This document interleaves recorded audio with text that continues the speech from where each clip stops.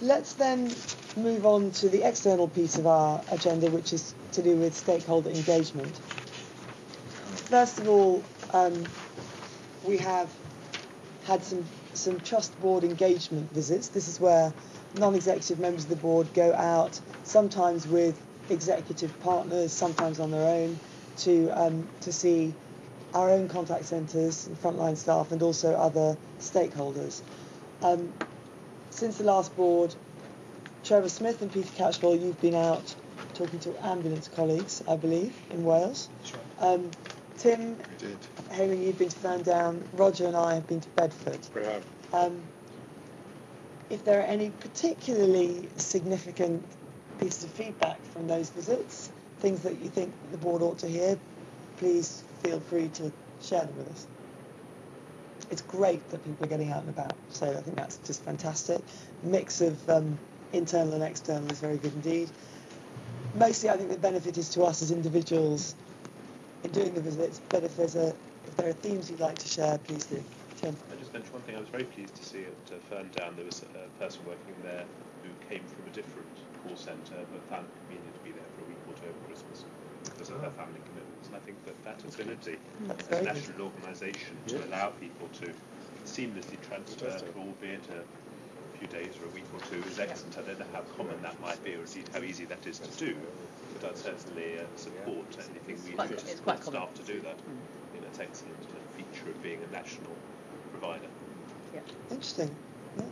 We have people in Milton Keynes on Christmas Day who'd come from Middlebrook, and people in Bedford that had come from Newcastle. Oh, sorry, we had I met two people in Milton Keynes who had come from Middlebrook to spend time with their family in Milton Keynes area, and two people in Bedford one person in Bedford, who'd come from the northeast to spend the day there because they're some of their family, their other half's family there. Great. Anything else? I think it was very useful to go to NHS Direct Wales to reassure ourselves, that what we are doing is of a high standard, and there is a lot of synergy between themselves and ourselves, but they are not under the pressure we are in terms of competition and service review. They're very keen to work with us, particularly on the symptom checkers, and also areas such as the marketing strategy that we had, because they have areas of deprivation and rurality, is that the word? Which they're particularly keen to get some comparisons between one part of the country and another. So that was, I think, an area we might go back to talk about. And also, obviously, they use the CAS system, and they were talking about how they might be taking that forward. Perhaps not appropriate to say too much about that here, but again, it's an area for perhaps working with ourselves. But there isn't the political pressure. It's a very different world in Wales in terms of how the Welsh Assembly is taking forward the health system. Yes, yes. It's that side of it is not. We can't really compare ourselves in that sense. But it was very useful contact point, and the chair there, I think, would be quite keen at some stage to pay us a visit. Thank you, Peter. That's interesting. Okay, shall we move on then to talk about the call recordings, which we were all given. So I'll do my usual. Has anybody not managed to listen to the call recording? Everybody's listened to it? Fantastic. That's terrific. So, Trish, would you like to just very quickly introduce the kinds of calls we listen to, and then people can comment? Yes, thank you, Joanne. As you've all listened to the calls, you'll recognise that these two calls related to young adult females. One lady was pregnant, calling the service with flu-like symptoms, and I think the calls you listen to are representative of the experience the patients have over the holiday period. As you can see from the paper, you was given a copy of the call review tool that we use internally to assess our patients, and you can see that the call number 1, the 37-year-old lady who was pregnant, was given appropriate advice and asked to consult with her pharmacist, and call number 2 was the 24-year-old female, again with the flu-like symptoms, and again was advised to seek further advice from a pharmacist as well. I have got the messages that were being recorded at the time, which was the colds and flu acute busy messaging, which you will not have heard on the voice recordings, but that's what the patients would have heard before they called. They got through to the service and was answered by a health advisor. And Trish, I'm very keen for us to, as far as we possibly can, experience what the patient experienced through the whole of their journey with us. Yeah. So they would have heard some messaging that we didn't hear. And are you able to tell us how long each of these callers would have had to wait to have their call picked up? Yes, I've got some data here, and I've got some specific data within further documentation on the call length. On the 1st of January, the maximum wait for 0845 calls, and between 11:15 and 11:30 it was between 478 seconds and 320 seconds. So that was to have the call Answered in the first place. Yeah. So 360 seconds, so six minutes of ringing. Yeah. So they'll have That's listened very to. long. Is that? Sorry. That feels like quite long. Yes, it does. When you're Exceptionally holding the phone for that length of time, it feels extremely long time.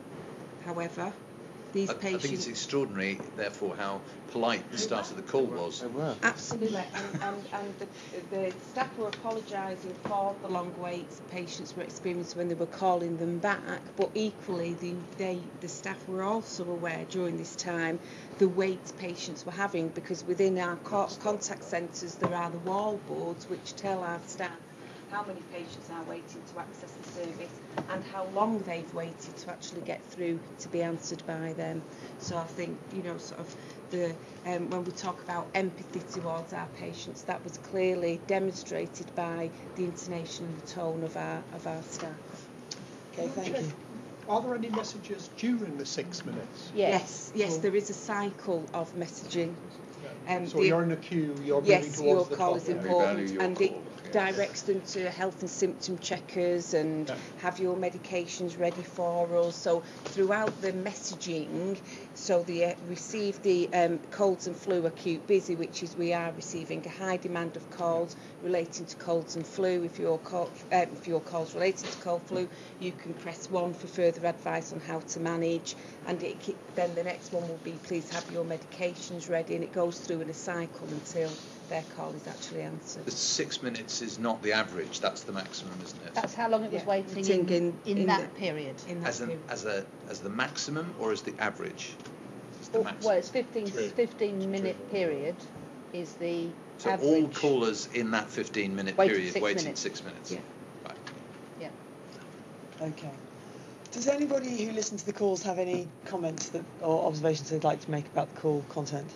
Yes. Whoa. Ruth, Peter, Louisa, Tim. I mean, overall, I thought they were both very good calls. So these are just sort of nitpicky comments. But on call 1, he didn't tell the lady why he was putting her on hold. So he said, "I'm just going to put you on hold," and I was left thinking, why? And I just thought, in terms of sort of keeping her calm and reassuring, it might have been where he was useful seeking to. the clinical advice. Good point.